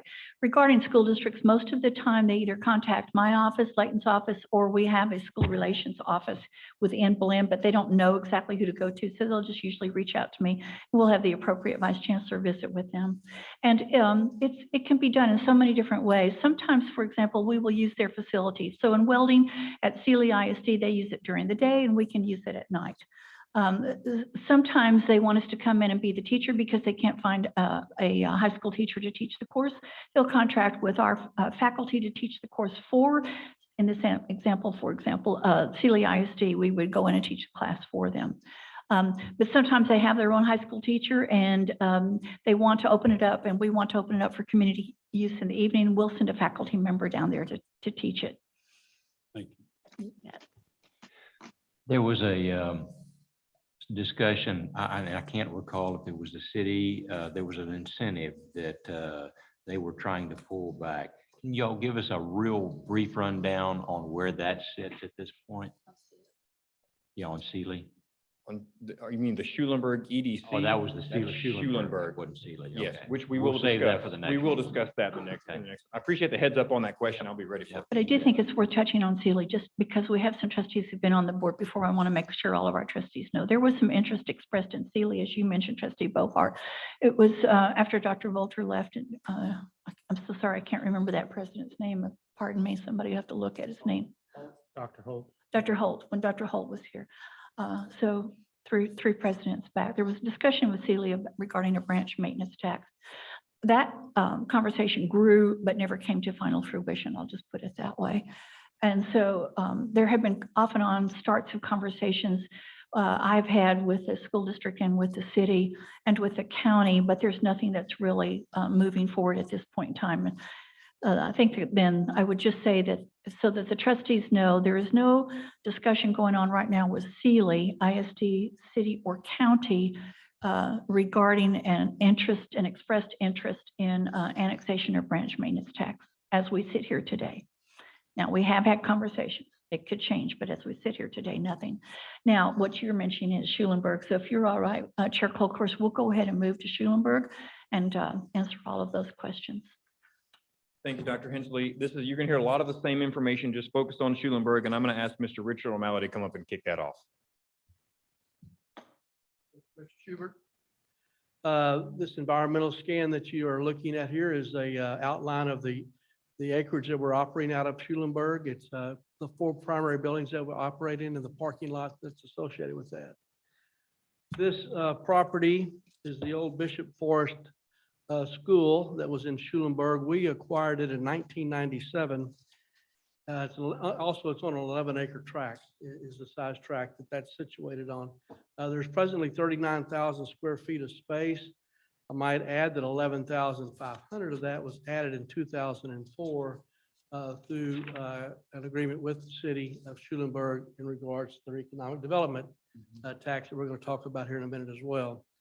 It's on the tax rolls, which we don't pay property taxes, but it's appraised at $1,585,085 on the tax rolls. And the replacement value, if we were to go out and build another 40,000 square foot today, would be about $23 million to be all in with a new facility. We've also identified some deferred maintenance items on that campus that I think we need to address over the next 5 years. Those being roof, HVAC, and parking lot related. And I'm sure there's some more odds and ends as well, but there are some deferred maintenance items that we'll need to look at. That's it on facilities, and I'm going to turn it over to Dr. Bisicki to talk about the academics.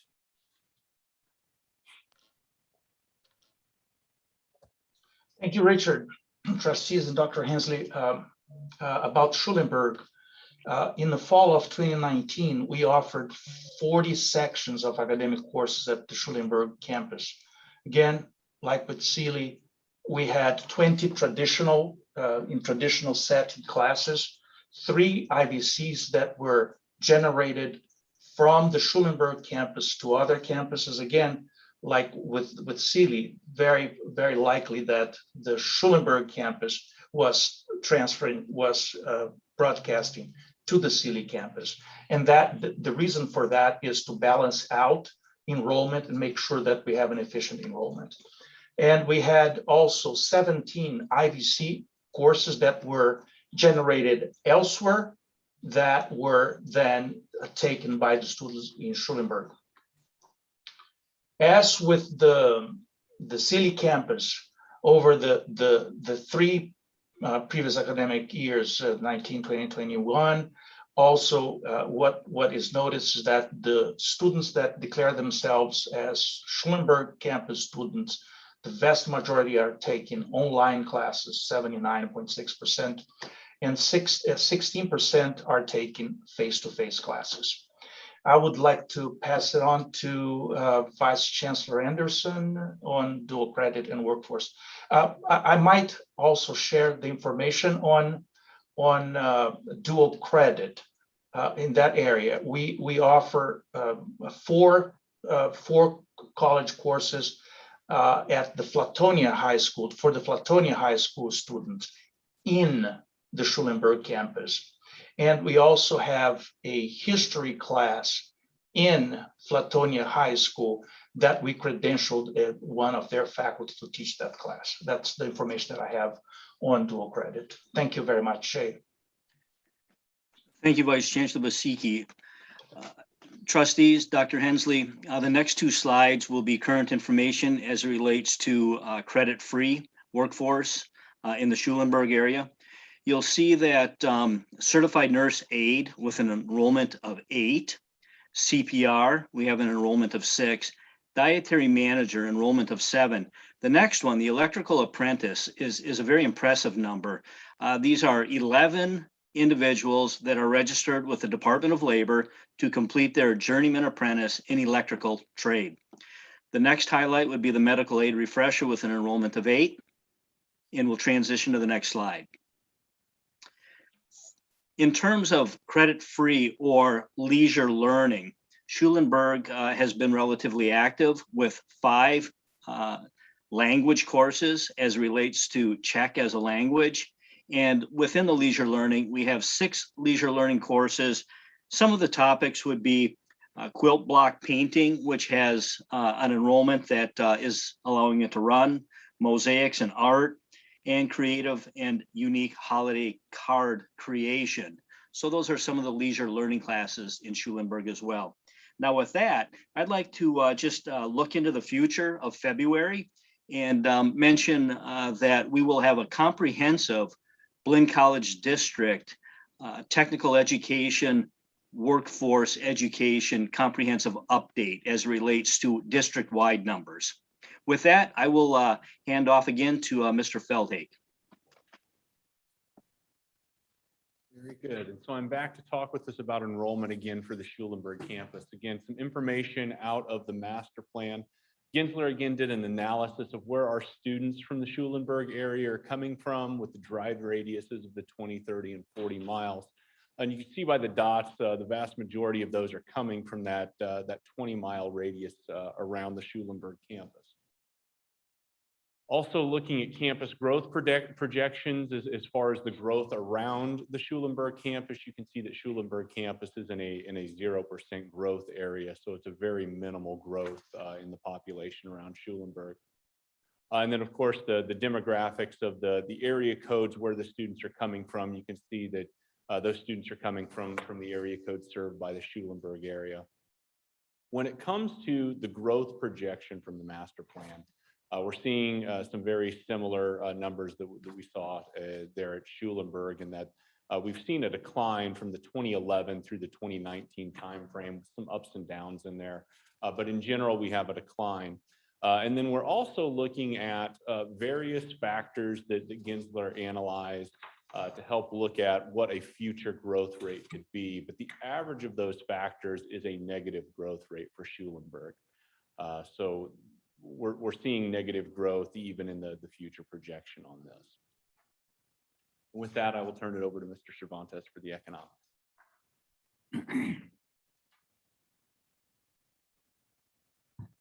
So Schulenburg is different than Seeley, and one of the differences that the city does levy a sales tax. and a portion of the sales tax comes to Blinn through the Schulenburg Economic Development Corporation.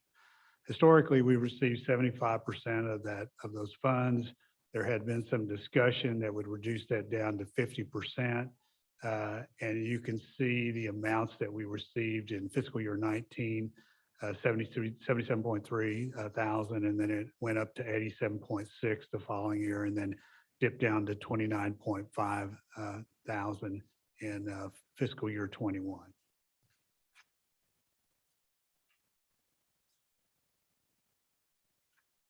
Again, the analysis that we do on an annual basis, and I did not do one for fiscal year 21 for the same reasons because of we were virtual, but fiscal year 19, we were showing a $65,000 gain, and then fiscal year 20 also had a gain pretty close, 64,000. Now those numbers do not include the EDC funds. So if we'd added those on there, it would be more than double, at least for those years. But then in the out years, it's likely that those numbers from the Economic Development Corporation are going to be less. We again did a fiscal year 19 economic impact study, specifically are focused on Fayette County and the college's impact, $4.7 million annually. So there's a lot of impact, which is interesting to me that part of the explanation for the drop down from 75% to 50% was the opportunity to use those funds for economic development purposes. So hopefully that's been successful for them. The student numbers in fiscal year 19, 128, fiscal year 20, as we know, COVID 95, and then it dropped down to 68. Now Mark's numbers again, or Gensler's numbers before that, going back in 2011, I'll remind you, was 248 in fiscal year 11. So you've almost half by fiscal year 19. And then I have the numbers here for fiscal year 15. They had dropped from fiscal year 11, 248 to 187. And now we're at 128, which is pre-COVID. They have a modest number of staff members, four full-time faculty and 2 part-time faculty. They have more staff than what we saw at Seeley. That's another difference. 4 full-time staff and 4 part-time staff. They have facilities. I think it's mostly related to the facilities that they have. They have a library as an example, and so they have to have people that are staffing the library. And then they have areas there for students that they are also servicing from these employees. We'll turn this over to Mr. Guajardo so he can do the SAC COC requirements. So all the information on this slide is the same as was presented for the Seeley campus, but I thought I'd reiterate the time frame. Were the board of trustees to decide to proceed with the campus closing, we would need a lead time of about a year, of at least 1 year prior to the actual closure date. And that would allow us to prepare the teach out plan and submit it for SAC COC's review.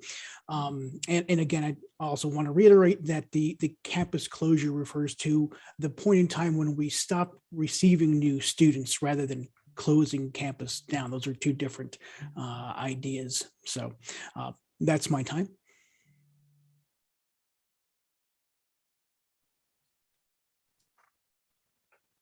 Thank you, George. And I'm back again to present Gensler's options from the master plan. Again, very similar to what was presented for the Seeley campus. There's always the option of staying status quo, continuing on our path. Obviously, that would need to be reflected in the student enrollment and our thoughts there. Gensler also presents an option of evolve. It's where we take another look at the campus, we reassess our position, take another stab at what we're doing there. So we evolve the campus and try and look at other needs for that campus. And then, of course, there's an option presented of no campus, where we would go through those SAC COC requirements to close the campus. So those are the 3 options that Gensler did present, and which could be under discussion by the board. And with that, I'll turn it over to Mr. Schubert for the closeout of this presentation. Thank you, Mark. Trustees, just to kind of wrap up that discussion on Schulenburg. There are several pros here. As with Seeley, it provides a needed service to that community. And you've kind of heard some of the things we do, dual credit and other things we do for that community. There is a slight financial gain from this campus that you've seen for those 2 years that Mr. Cervantes presented. And also the college-owned facility is kind of I guess a pro and a con, but in this case, we'll look at it from the pro, that is it as an asset of the college. You heard the replacement value of $22 million. Those are not small numbers of what that replacement value would be. On the con side, you saw the projected not only no enrollment, but a decline in population growth in that area. And so not just flat, but a declining population growth. And also you heard about the $5 million price tag on upgrades or enhancements to that facility that will be needed in the next 5 years or so. So if we are going to maintain in Schulenburg, we will have to start investing some funds into the facilities at Schulenburg, as Mr. O'Malley mentioned. Any questions or comments on the Schulenburg portion or anything that's been presented today? I have a question on how the enrollment is calculated. If you are a dual credit student, are you counted as the location? If you are an online student, are you counted as the location? And this comes from a conversation that I had at the holiday reception with one of the employees from the Schulenburg campus, in that they felt like maybe their numbers were not represented as they truly were. And also they had mentioned that the internet connectivity in the area is not that great, and many students would come and use their facilities in the library to help them connect, help them do classwork that maybe wasn't showing as them being enrolled at that campus. So how does the online and the dual credit work? If you're taking an online class from Bryan, does it count for Bryan or does it count from Schulenburg? So online is its own campus. If you're an online student, it's its own campus. And Dr. McBride is here and she can give us through the different variations. If you're talking about in person, we look at the courses you take and where you take them. And if you take a majority of your in-person courses at Schulenburg, you're a Schulenburg student, head count. If you take, like I said, online is its own head count, dual credit is its own head count. And so those numbers that you saw were Schulenburg specific or Seeley specific students. If you're taking full online courses, you are an online student counted separately from those head counts. So if you're both, you're online and in campus, you're being on campus, you're being counted on campus as one student. You're being counted once. So if you take a majority of your courses in person at a Schulenburg campus, you're a Schulenburg student in-person head count. You are not counted again for online. But flip it. If you're taking a majority of classes online, you're an online student, just like you would be the other way if you were taking majority in person. So if your minority of your class time is in person, but you're at Schulenburg, you don't get counted for Schulenburg. You get counted towards online if the majority of your courses are taken online. That's correct. And dual credit is not included in that either? Dual credit is its own category as well. Just like online is its own category, dual credit is its own category. Thank you. Yes, ma'am. So I have go ahead. I've already talked a Oh, lot. You well, can I'll talk go some ahead now. and talk a minute then, before I forget. So the non-credit workforce seems like that's kind of a growing area there. Maybe it's not, I don't know, but I mean, there's probably 40 or so students. Is that something where they all go to the actual campus? And do we ever consider like growing that area in Schulenburg and maybe concentrate online for academics? I'm going to defer to Vice Chancellor Anderson. He has much more information on the non-credit and the leisure learning type items. Vice Chancellor Anderson, did you hear that question? I did. Thank you so much. Thank you, trustee, for the question. And the students would be attending face-to-face, primarily at the Schulenburg campus. As an example, the mosaics, the leisure learning classes, They would show up at the Schulenburg campus and participate in the leisure learning classes face-to-face. For workforce, as an example, apprenticeships, they would take the apprenticeship theory and lecture pieces online, but the competencies of the electrical apprenticeship would be within the industry itself. So it's going to be a blend of face-to-face and on learning, depending on the learning experience, trustee. Yeah. Late night, I was just looking at a couple of these maps here, you know, if you look at Schulenburg, if not Blinn, then who? Because if you look at that, they would either have to potentially go to Victoria College or Wharton Junior College as I look at the map. You know, part of our mission statement is building stronger communities. And if I recall correctly, one of the first visits I made early on as a trustee was to the Schulenburg campus. And I'm not sure I'm recalling this correctly, but I think there was a large influx of students that were in the nursing program or something, primarily from Lavaca County because of some unique, I don't remember what, but you know, bottom line is, if not Blinn, then who there? And it is currently profitable, and at least somewhat, even though I do see the need for probably some deferred maintenance, as earlier mentioned, but maybe as a possibility there, working with the Schulenburg ISD, if they have some potential needs for campus where we can do some campus combining or something of that nature to maybe assist with overhead and things of that nature. So anyway, that's my comment there. If not Blinn, who over there? Because that's what I think we talked about before, because it's on that outer edge and there's no one else over there. So the potential to grow, whether it's the non-workforce or academics, because there isn't anything else over there. Well, Wharton, but we don't want them to get there. But even if the population doesn't grow, don't they still have the need? It's sort of like when we try to, or when the hospital here was taking away labor and delivery, we still have the need. Those people are gonna have to be serviced somewhere else, but. And it appears we have community participation there, at least at some level. With the EDC. Good thought. Well, great discussion, and I think, you know, super presentation. I appreciate you guys bringing this to us to think about and consider, you know, all three potential areas. And I think, you know, the board needs to internalize the information that you've got, continue to think about it.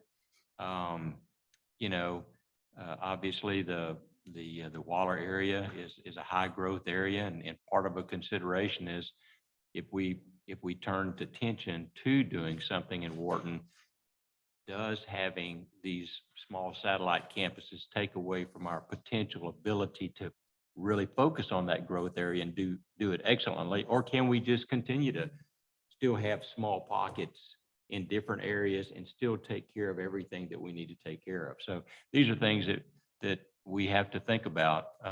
And I appreciate you guys all. Any other thoughts or discussions or questions that anyone have before we? I don't know, I'll make a comment. You know, I remember Mr. Heyman used to run buses to all of those places. Maybe we need to reinstitute the bus program to bring them all here. You remember that? We looked into that. Well, that's one of the things I've wondered. I mean, do we know if some of those students are coming here or College Station versus staying in Seeley and Schulenburg, or do we have any idea? We can parse that out by county, as we were talking earlier about Waller and those students. We can parse that out as well and figure out what campus those individuals are going to. You know, my recollection was that when they went to Schulenburg, ideally, the Fayette County location would have been LaGrange. But that would have really been, that would have just pulled more people from Brenham. So I think that's one of the reasons, rationale, and one of the selling points. Plus, I think Schulenburg has tried to support the project as best they could. One last thing, I'm thinking about, we're talking about all this. Have we engaged the two executive deans on those campuses to talk about their thoughts and ideas that relates to that? I'd probably be interested in some point in time being able to hear what they're saying. Has anything come out of this to say, well, man, maybe we need to try this, maybe we need to try that, or something of that nature? Yes, sir. The executive Okay. deans were involved in the preparation of this presentation. And before I ended, I did want to thank all of the Blinn personnel. Numerous personnel were involved in this. And I do want to thank them for their work, but the executive deans were involved in the preparation for this presentation. Great job. I think for me, my final comment is the Gessner's term evolving as campuses. Because higher education is changing, whether we wind up in a post-COVID culture or not. And I think that whatever campuses we're looking at, if we're gonna look at the whole portfolio of our 6 campuses, our campuses, our whatever campuses, how do we evolve to make certain, number one, we help communities continue to be stronger, and number 2, be able to say if the game is changing, how do we make certain that it remains profitable, both for the students and for the bottom line? Because these $35-40 million buildings, Chairman Coco can run through $135 million real quickly. So we need to think about the economic impact of it too as well. Okay, well, thank you guys all for your discussion. Let me ask, is there a need for executive session? Is there anything that we're going to go into? There is not for the budget committee. Okay. Then we will move to adjournment. I'd entertain a motion to adjourn. So moved. Seconded by Mosier. All in favor, please say aye. Aye. All opposed, thanks. And we've got roughly, let's take a 5-minute break and we'll start the next meeting. Thank you.